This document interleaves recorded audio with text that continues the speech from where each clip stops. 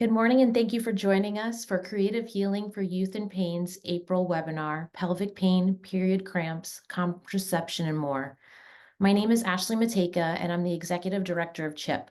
For those of you who are new to CHIP, CHIP is an online nonprofit organization that is dedicated to empowering youth living with chronic pain to heal by altering the brain's pain circuits through exposure to creative healing experiences, educational resources, and peer support.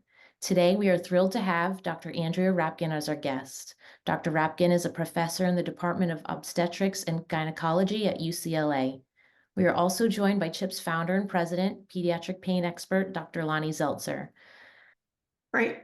Thank you, Ashley. And thank you, Dr. Rapkin, for taking time from a very busy schedule, as I know when I try to get kids in to see you. So I appreciate this. I know that we get lots and lots of questions about adolescent, young adult girls, pelvic pain, period cramps, so many questions. So I'm going to start with one, and I would just ask participants to join in the Q&A with questions that they have if we don't cover it. I think probably the most common, certainly in adolescence, is period cramps or dysmenorrhea. When would you want to have your child, your daughter seen by a gynecologist because of period cramps? Like, what are bad period cramps that need evaluation? Yeah, definitely. So it's very common to have fairly significant pain with the menstrual period. And the type of pain that's not worrisome is the pain that starts with the menstrual flow itself, as opposed to starting a few days before. And that is generally controlled with the addition of over-the-counter medications. Now, the problem is that when the nonsteroidal anti-inflammatory agents like ibuprofen and naproxen, when they went over the counter, a lot of young women are underdosing when they take the medication or taking it too late in their pain time. So these medications are not really painkillers, they're antiprostaglandins, so they block the formation of these chemicals that cause the uterus to contract and go into spasm and then sensitize the nerves and help and create all that pain. So if you want to block that, you have to take it early in the whole process. So instead of waiting till you're in severe pain, if you take the medication, and you can take the over-the-counter directions, but if and when you do see a physician, they may instruct you, you have to take a higher dose of the ibuprofen or naproxen, the prescription strength, and make sure that you take it at the very beginning of the onset of any blood or cramping before it ramps up and gets to be problematic. Now, if you've been doing that and you do take a prescription strength and you're taking it at the beginning and you're still having, very severe pain that precludes doing activities, that's a good time to discuss with the physician or healthcare provider. And when you say prescription strength, usually most ibuprofen comes 200 milligrams per pill. What dose would you advise as prescription strength? Yeah, so on the package, it will tell you to take 1 or 2 every 6 hours. So generally, we would go with 600 milligrams 3 or 4 times a day. Okay. Of the ibuprofen. And of the naproxen, it would be 500 or 550 twice a day. That's helpful. And suppose that's not really helping, and the adolescent is referred to a gynecologist. What would the gynecologist do at that point for a girl with severe period cramps? Well, first of all, we would ask a few questions, and those questions would include questions about the flow. Is the flow particularly heavy in terms of saturating a super tampon or pad every couple of hours, for example? Is the flow, is there irregular bleeding before the period? Is there pain that starts before the menstrual period? So it's not just period cramps, but there's actually pelvic pain that starts 1 or 2 weeks before the menstrual period. We would ask if the individual were sexually active, is there pain with deep penetration? In other words, pain in the lower pelvic region, not in the vaginal opening. We'd also ask about pain with bowel movements in the lower pelvic region, because these can be symptoms that may be associated with endometriosis. So when we make a decision then, could there be endometriosis? We're asking about pain with intercourse, with bowel movements, prolonged pain, heavy pain, irregular bleeding, family history of endometriosis. These types of questions can point us towards making an endometriosis diagnosis. On the other hand, it's very common to have pain that's not controlled by these nonsteroidal anti-inflammatories, that is not endometriosis, and in fact would do well with a hormonal contraceptive that changes the amount of prostaglandin produced by the uterine lining and allows for a less painful period. Thank you. Could you talk about, I know parents have asked or teens have asked, they go to a gynecologist and it's determined that it's unlikely that they have endometriosis, but for their period cramps, not for contraception, they're given oral hormones. And what is the difference between a hormone that might have more progesterone or just progesterone or estrogen or low estrogen? Kind of talk about estrogen and progesterone and period cramps and then contraception. Okay, so most of the time, if you're taking an oral contraceptive, you'd be given one with both estrogen and progestin. The reason for the estrogen is for cycle control. So although we may not ever want to have a period, if we try to obliterate it, it doesn't always work. Sometimes there's a lot of what we call breakthrough bleeding. So although at some time it may be a goal not to have a period because of the pain with the period, it may not always work out. So with the progestin-only contraceptive, although they're somewhat safer when it comes to risks associated with blood clots in the legs or lungs, which are actually very rare on hormonal contraceptive. But for example, someone with a migraine with aura or other contraindication to taking estrogen would be given a progestin-only contraceptive. And they may have more breakthrough bleeding with this, and it may not be quite as effective depending on the one that's given. So in general, most of the time, the pill that would be given or the contraceptive would contain estrogen as well.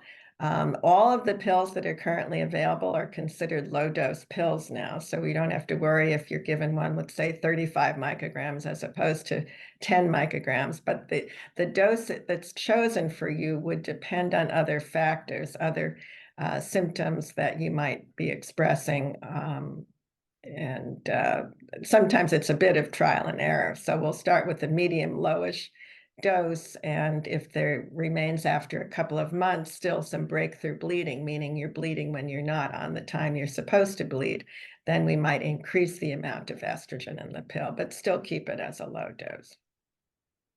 Could you talk about, I know some adolescents tell me, I wish I didn't have periods at all. When would you recommend, or what are the risks of total blocking versus monthly bleeding, cycling? There's actually no risk at all, as long as you're not having bleeding because you're on a medication that's meant to do that for you. There's no risk in blocking the period. The downside is that you can start to have just this, what I call breakthrough bleeding, this irregular bleeding that's not at a scheduled time. Now, there are some pills that are packaged such that you have a period every 3 months, for example. So that means you're taking continuous active pill, and then when 3 months come, you may have 4 to 7 days where you're off the pill either taking the sugar pill so you remember when to restart, or just taking a break of 4 to 7 days, then restarting. And in that situation, often there can be a period every 3 months, which is good, better than every month. And sometimes, without even using the 3 monthly, you can avoid these placebo or this week off, just run one pack into the next, and be lucky enough that you don't get the breakthrough bleeding, and you go 6, even 12 months without any bleeding. Now, what we often will instruct is, well, if you want to try that approach, maybe start with getting a period for the first few months, see how that period is, get everything established, because anyway, when you first start a hormonal contraceptive, there is very often breakthrough bleeding in the first 3 months, and it doesn't mean it's not working or it's not going to work out. It's just your body getting used to this different hormonal regimen. And then after 3 months, you can try taking it continuously and not taking the placebo, just taking active pills.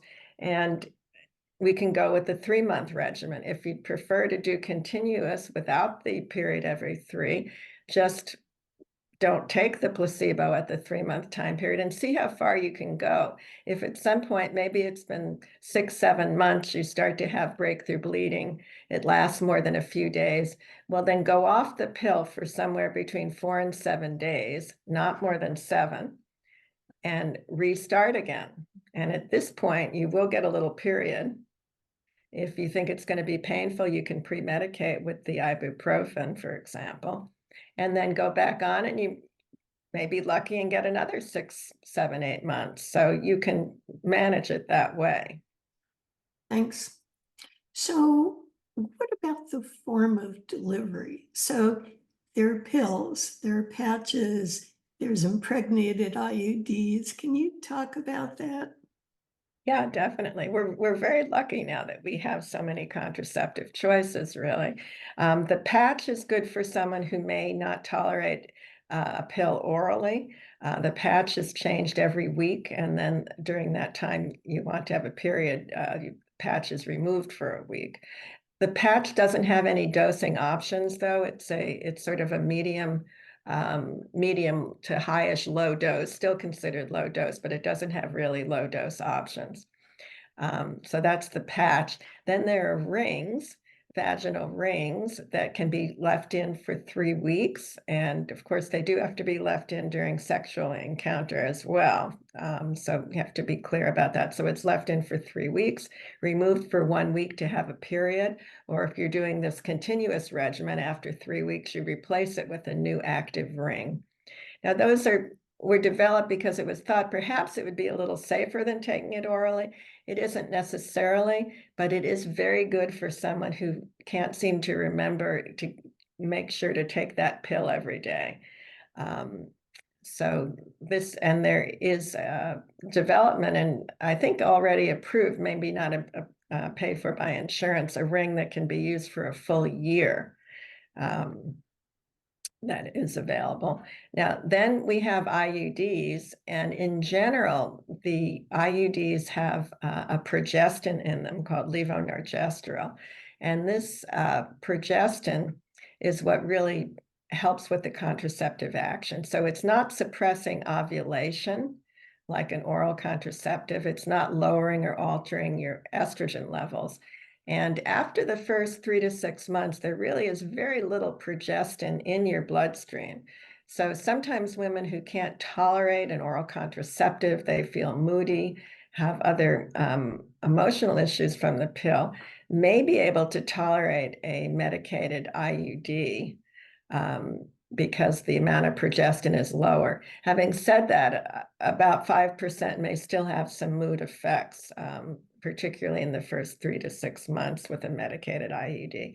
And these medicated IUDs are very effective for contraception, and they're also very effective for menstrual pain, and they really help pelvic pain, particularly the sort of larger one that has 52 micrograms of the medication as opposed to a lower dose. So there are smaller IUDs that have less hormone in it.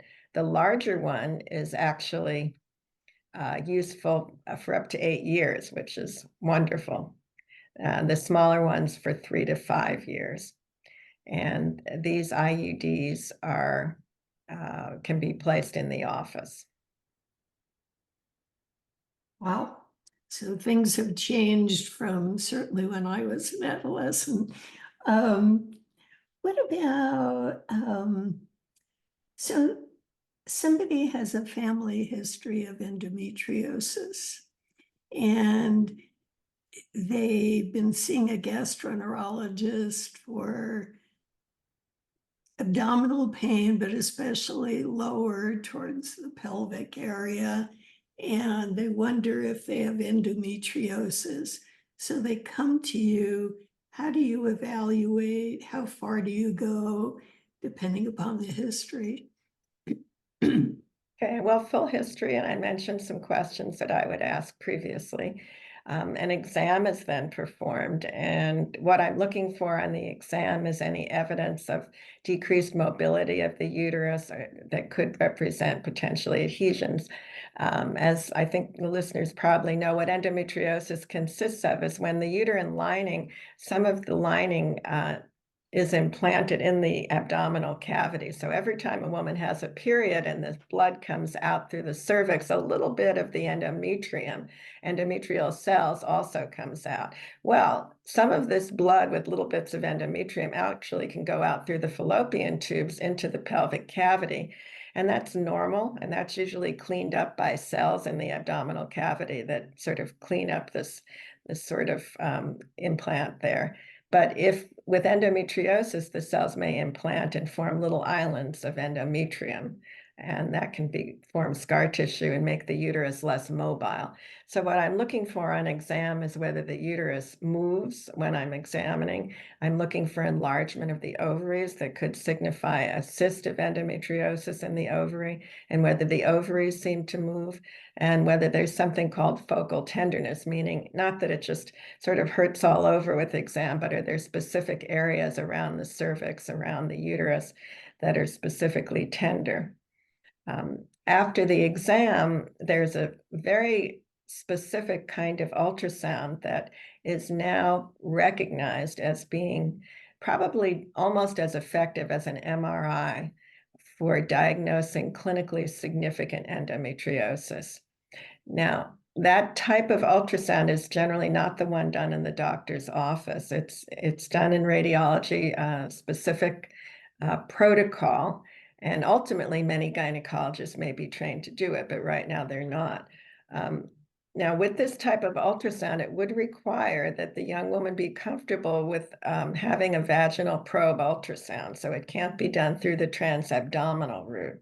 So if someone has used a tampon, or they've been able to have a pelvic exam, or they've had sexual intercourse, certainly they'd be able to have a vaginal probe ultrasound. The probe isn't particularly broad. And then during this ultrasound, some rectal gel is placed, not the probe, but some gel is placed in the rectum. And that's because there's an attempt to see if the uterus is stuck to the rectum when the vaginal ultrasound is done. So by doing this kind of ultrasound, it can be determined if there is endometriosis that would benefit from surgery, for example. So if this test is negative, even if we may clinically give a diagnosis of probable endometriosis, we can move on to clinical treatment, to medical treatment, and there's really no need to go to a laparoscopic surgery for two reasons. One, we can treat medically very effectively, and two, it generally rules out enough invasive endometriosis that a surgery is required or would be beneficial. Wow, thank you, because I sort of hear many girls or parents thinking that they really need surgery because there's a family history of endometriosis. What about ovarian cysts? I hear a lot of girls who have pelvic pain or lower abdominal pain, and they get an ultrasound, and lo and behold, they have an ovarian cyst. Does that cause pain? Does that, like, what do you do with that diagnosis?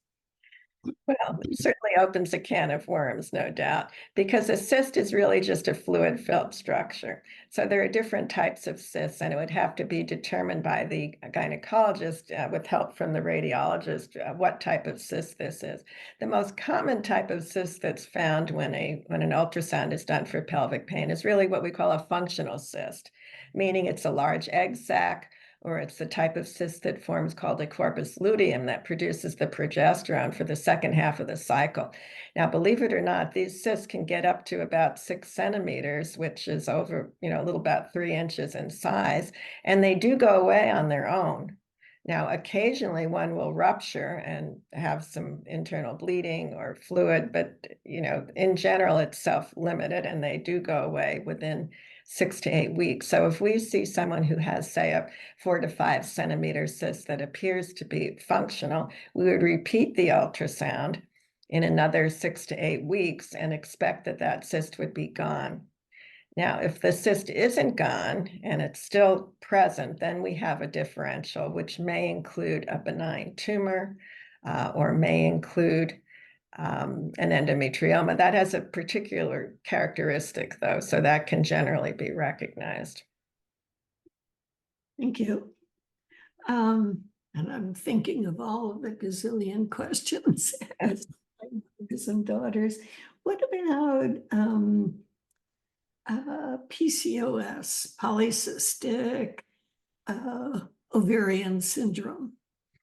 Yeah, PCOS in general is not associated with pelvic pain. The main feature of PCOS is not ovulating every month. So the periods are irregular. Now, what does irregular mean? Regular period occurs somewhere between about 24 and 35 days each month. So it doesn't mean you're irregular if 1 month it's 26, 1 month it's 32. That basically is okay. Most women are not every 28 days at all. But if you skip entire months, say you have menstrual periods every 45 to 90 days, and then maybe you go for a time when you bleed too frequently every 2 weeks, that does suggest you're likely not ovulating. And that's one of the characteristic features of PCOS. So for PCOS, it's a condition where there's what we call hyperandrogenism, meaning you may have some acne, extra hair on the face, or the blood work may show an elevated testosterone level, not in the male range, of course, just a little elevated from the normal female range. And in addition, on ultrasound, there may be what's called polycystic ovaries. Now, the new definition for that is actually 25 little cysts on each ovary. So it's like a string of pearls around the ovary. They're very tiny. They do not rupture. And you don't need to have polycystic ovaries on ultrasound to have PCOS. So you have to have 2 of the 3. So you either have irregular periods, and you can have excess androgen in the blood, or bifacial hair acne, or the polycystic ovaries, so on ultrasound. So 2 of the 3 would be. And then the main concern with PCOS is to give a more regular period, generally with a birth control pill or a progestin-only device, because when you're not ovulating, you're not making progesterone. And the uterus it benefits from having progesterone at least every few months. In addition, because of the fact that there is what we call insulin resistance, we want to prevent the development of metabolic syndrome, which is where you'd have abnormal cholesterol, glucose intolerance, weight gain, and these things can be treated with healthy Mediterranean diet and exercise. So what about just moving ahead a little bit? Premenstrual syndrome. How does one know if she has premenstrual syndrome? Talk about it. What is it? How do you treat it? What are the symptoms? Yeah, premenstrual syndrome is actually fairly common, probably up to about 25% of women may have some degree of premenstrual syndrome. Now, there's a more severe form of that, which is called premenstrual dysphoric disorder, that may only affect up to 7% of individuals. The difference between the two is that with premenstrual dysphoric disorder, there's what we call disability or inability to function, really, or your functioning is affected, either work or school or, social interaction and that sort of thing. And with the premenstrual dysphoric disorder, you have to have 5 symptoms as opposed to just maybe 1 or 2. And at least one of the symptoms has to be a severe mood symptom, like mood swings, irritability, anxiety, depression, those sorts of symptoms. But most characteristic of premenstrual disorders is the timing. It's not so much the symptom, it's really the timing. So these symptoms occur within the 2 weeks prior to the onset of menses, and they should be relieved by about day 4, or at least by the end of the menstrual period. And then there should be a symptom-free week or 2 after the end of the period. If there isn't, and there's just a lot of irritability and anxiety, and it doesn't seem to be limited to the premenstrual weeks, maybe it's worse during that time, but not limited to those times, then it probably isn't PMS or PMDD. It may be an underlying anxiety problem or mood problem, and it often is worse premenstrually. So our job is to figure out, is this an underlying problem that's worse premenstrually, or is it just a premenstrual, not just, I mean, they're very significant, obviously, or is it a premenstrual disorder? They're treated somewhat differently, and I can get into that if you're interested, how we diagnose and how we treat. Go for it. Okay, so diagnosis, if you imagine that this is based on timing, we have to have some sort of a rating scale that we do every single night, because our memory isn't always accurate. We may remember that it seemed to be premenstrual, but we may forget that we still had some symptoms postmenstrual. So there's something called the daily rating of severity of problems that you can actually Google that. DRSP, daily rating of severity of problems, and you can download this a one-page form that allows you to circle. It has the 11 major symptoms of severe PMS or PMDD down one side, and it has the days of the month, 1 through 30 or 31 across the top, and you're supposed to circle when you get your period, and in each little square you put a score from 0 to 3, no symptoms, mild, moderate, severe. And that means that every night you rate your symptoms at the end of the day. It takes under 5 minutes, how you felt during the day on the 11 symptoms. And you do this every day. And then you can see the pattern. You can see, oh, I have symptoms only in the 2 weeks prior to my period. They're relieved by the end of the period. This is PMS, or this is premenstrual dysphoric disorder. On the other hand, there are symptoms throughout the month.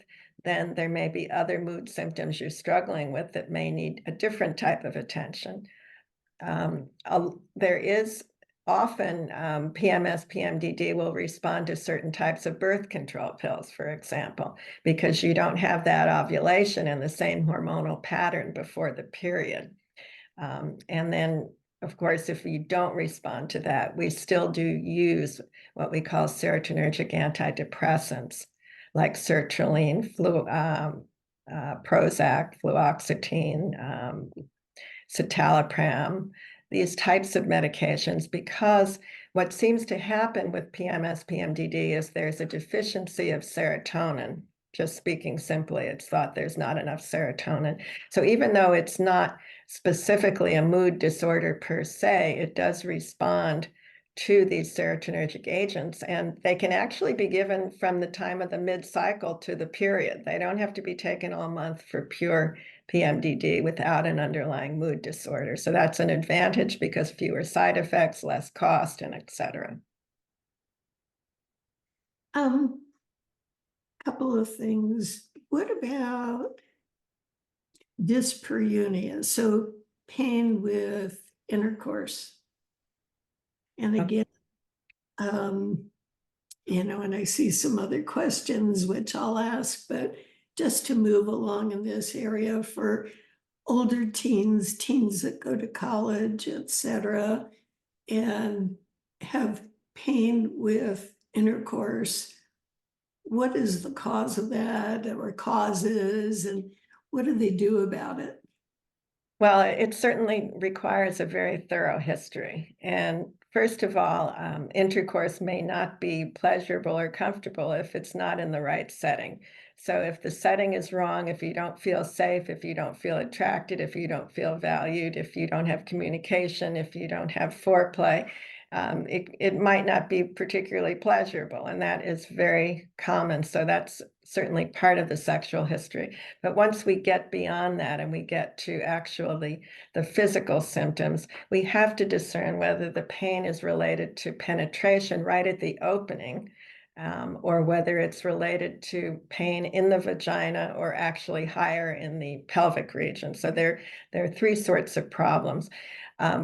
Probably the most common cause of entry pain, I wouldn't say it's the most. All right. So if we look at entry pain, it hurts at the time of penetration. Maybe it also hurts with tampon.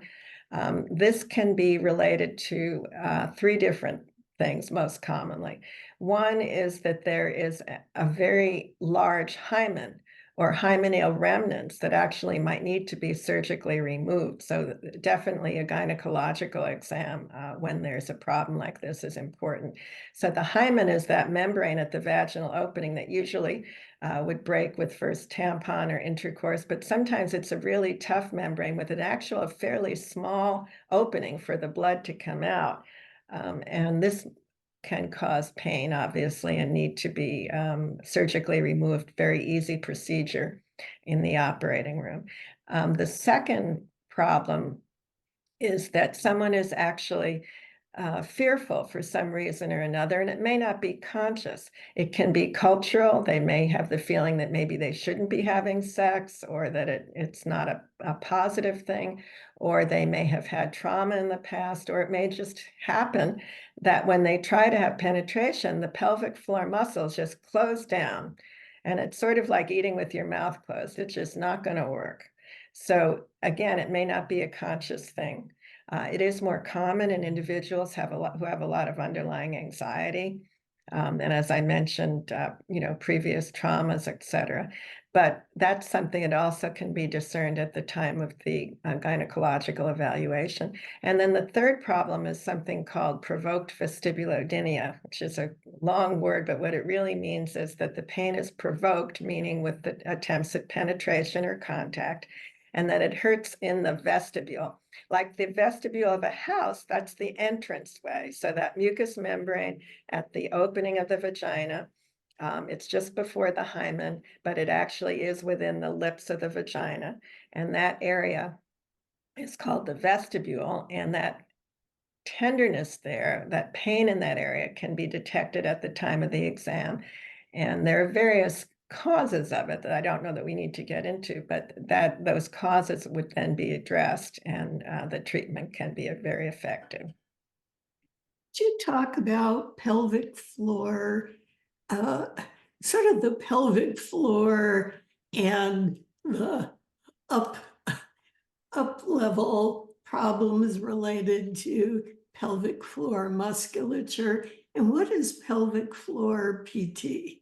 Okay, well, the pelvic floor is a very complicated set of muscles. So if you've probably all seen the skeleton on Halloween with the pelvis, and in order to support the organs internally, the whole floor of this then is made out of muscle. So these are called levator muscles, and these muscles have a lot of complicated jobs to do. So they allow you to control urination and bowel movements, and also, of course, for sexual activity. So the muscles can be a place of holding tension. Just like sometimes people, when they're tense, their neck and shoulders, you get, a lot of neck and shoulder increased muscle tone there. Or you may grind the teeth and have problems with the TMJ and have pain in the jaw. It's common for women to hold tension in the pelvic floor. That means we're holding those muscles tight when we don't even realize it. And this can also come from childhood. I mean, during childhood, maybe they were told not that they couldn't get up to urinate frequently, or they didn't go frequently and they're holding, or for various reasons, they're just holding tension. Chronic constipation sometimes can cause the muscles to be tight. So the muscle tone is assessed at the time of a pelvic examination by a provider who knows how to do that. And what they're looking for is to see if you're able to contract the muscles, but then to relax the muscles. So when you contract, it's sort of like what you do when you're trying to stop the flow of urine when you're on the toilet. You're peeing and then you contract and you stop it, and that's contracting the muscle. But then can you relax it again? And then we're checking also to see if those muscles are tender, if they're painful. And this high tone pelvic floor dysfunction is a very common cause of urgency, frequency, even constipation, urgency, frequency of urination, even constipation, pain with and during intercourse, chronic pain in general. And it is something that can be treated, as Dr. Zeltzer mentioned, with pelvic floor PT. So how does that all work?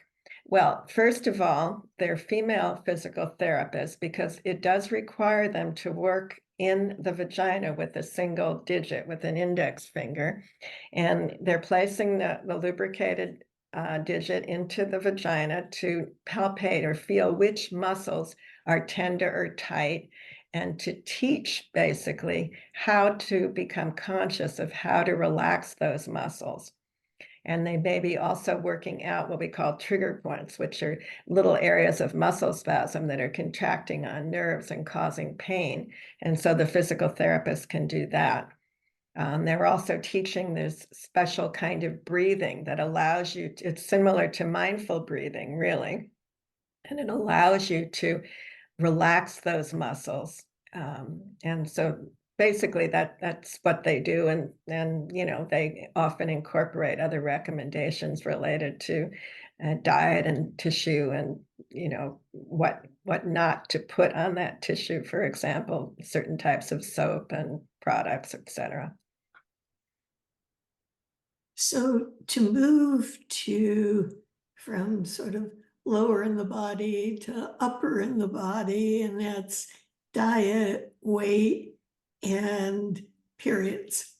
So primary amenorrhea is, there may be many reasons for that, and some of those are genetic.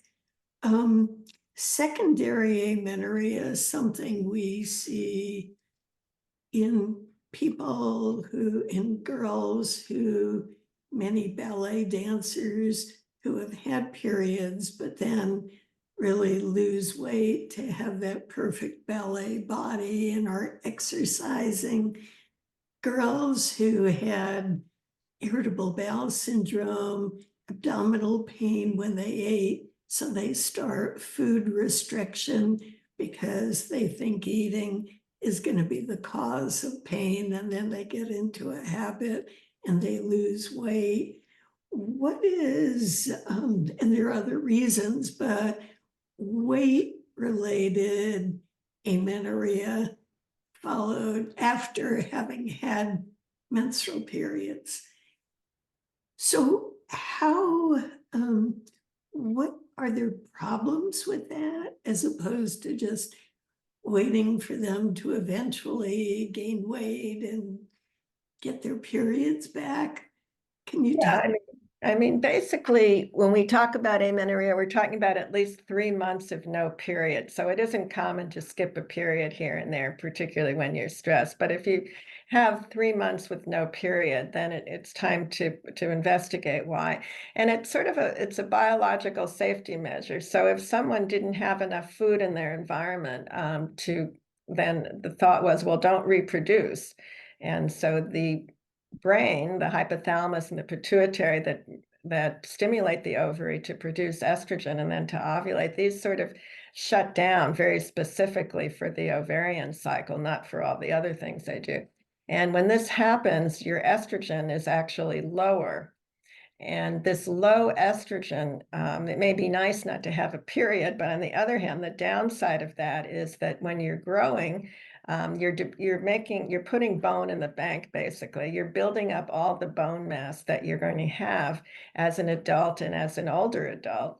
And if you don't have estrogen around this period of time for months on end, then you can have lower bone mass.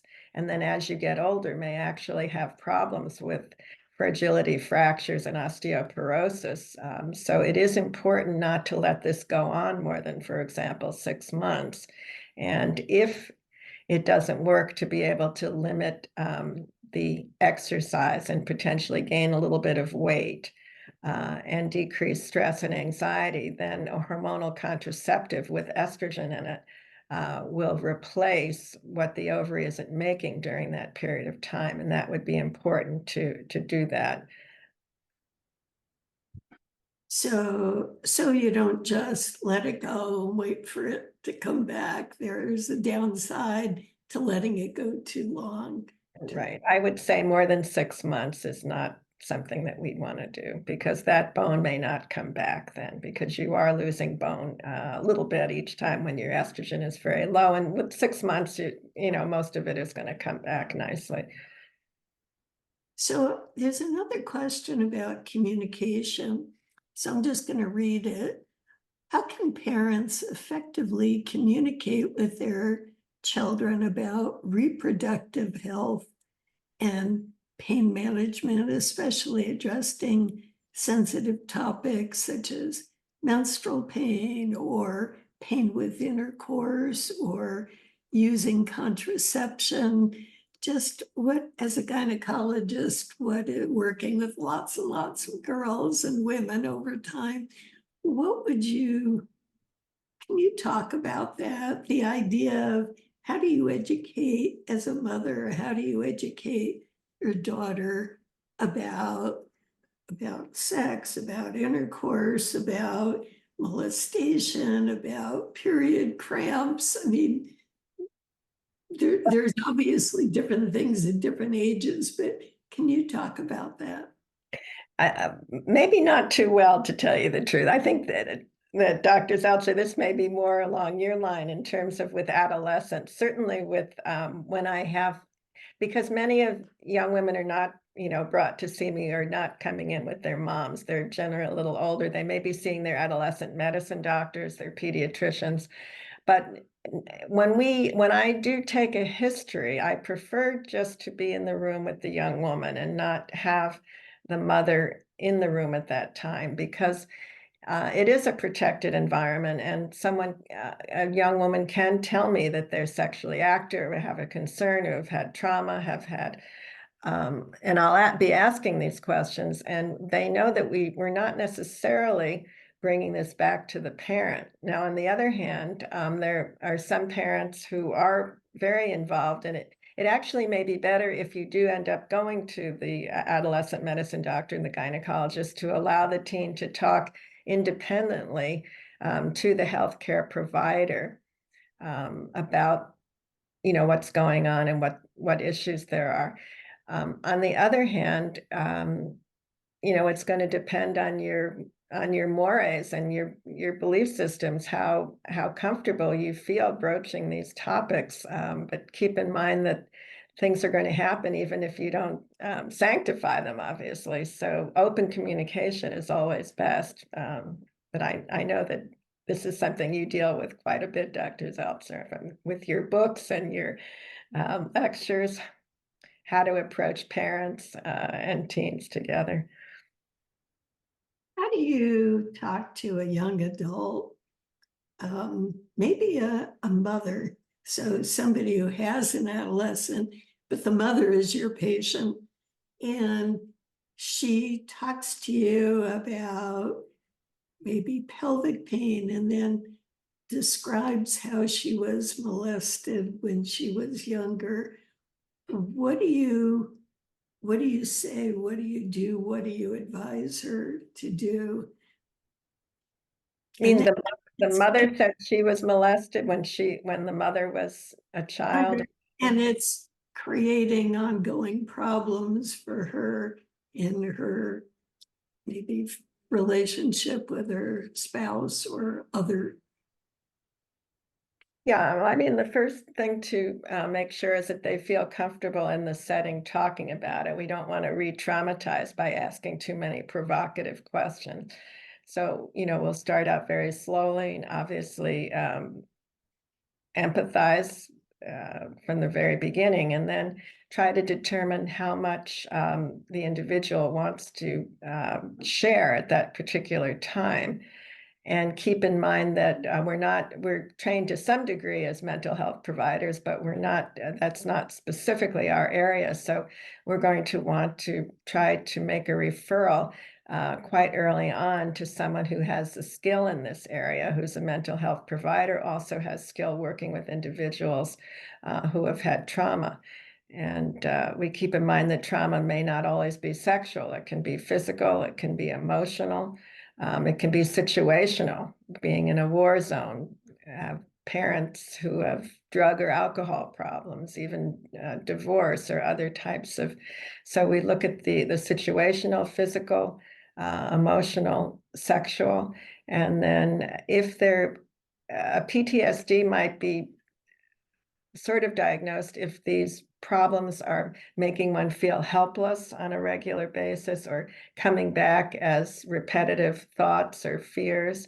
And then that certainly is something that needs to be addressed with someone who has more skills in that area, so a mental health provider. And it certainly can affect many things. It can make the body more sensitive to having anything that's painful become a more ongoing chronic painful condition. And anything that isn't normally painful, like intercourse, could then become a more painful problem. And some of this is actually translated through the pelvic floor. So the reaction could be, closing up the pelvic floor. And then even if you try to relax, you can't. And, the whole process of having to learn comes up and be supported for what had happened. So you've been known, I mean, nationally at the national pain meetings, not just the GYN meetings, but as a pelvic pain expert, I mean, for many years, and your research has been cited. What do you do when somebody comes to you and just talks about pelvic pain and they've gone to the gastroenterologist and all over, their gynecologist can't see anything wrong? How do you treat pelvic pain, ongoing pelvic pain? Well, we do have to break it down. And in general, we have to find what we call the pain generators. So with pelvic pain, it's complicated because all of the organs in the pelvis have the same nerve supply, and they all get kind of mixed up in the spinal cord and the brain. So it's not that common that the problem is just gynecological, or it may be just GI or just bladder. So I have to ask the questions about all the systems and outline what symptoms come from all the different symptoms, the urinary, the gastrointestinal, and of course, gynecological, and including then also the muscles and nerves of the abdominal wall, the abdomen, and the pelvic floor that we've been talking about. And then talk about some of the things that increase the likelihood that these pains become more chronic, like trauma that we've been talking about, and also like anxiety and depression and ongoing stress. So we lay out a full history. And then one of the first steps is to determine if the pain is cyclical. In other words, is it worse premenstrually and menstrually? And if that's the case, then we try to work on that. So we will provide some form of hormonal modulation so that you're changing the cycle or preventing the period.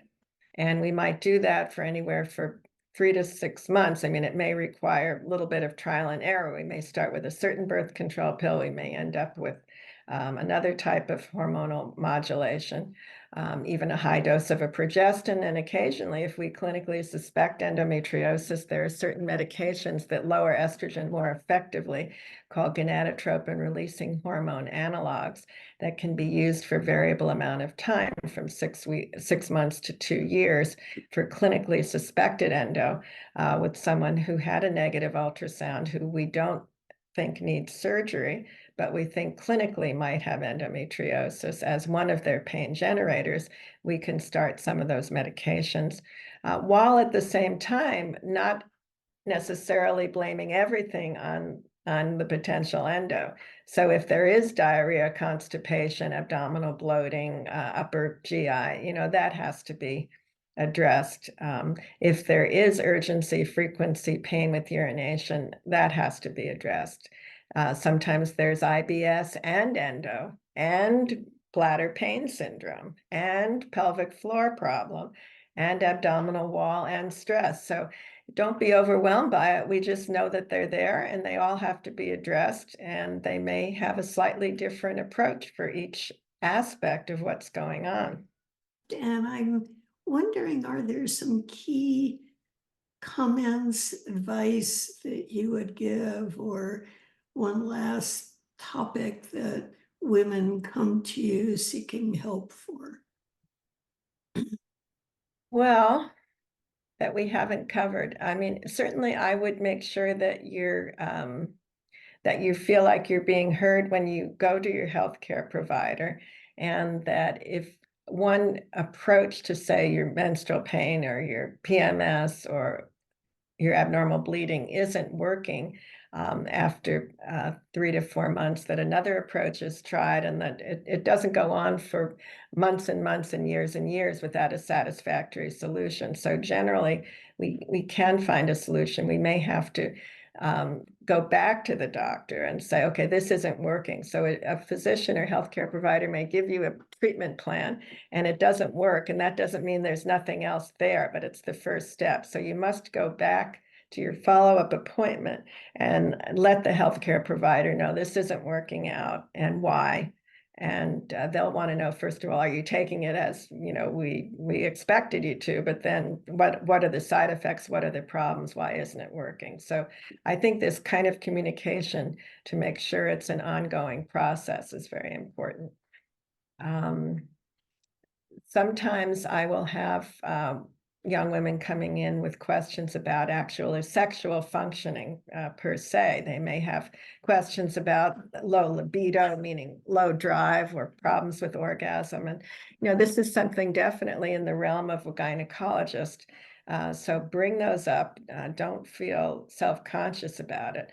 There are a lot of expectations that young people at any age people have from watching TV or movies or whatever, reading books and thinking how sex should be, and it may not actually be accurate in many situations. So if anything feels uncomfortable during sex, feels painful, feels not right, if you don't feel that you have desire, if you have issues related to orgasm or you don't know what orgasm is, these are definitely questions to bring up to your gynecologist or healthcare provider, because there's a lot of education that can go on, and a lot of questions can be answered just with education and sometimes some books to read that are referred. Right. Well, I mean, you have answered so many of the questions that mothers and daughters who come to us with pain, they ask, and you are always the go-to person for complicated GYN problems. I certainly want to thank you for doing this. I know how busy you are, and really, really appreciate it. And this was terrific. Much appreciated. Take care. My pleasure. Thank you.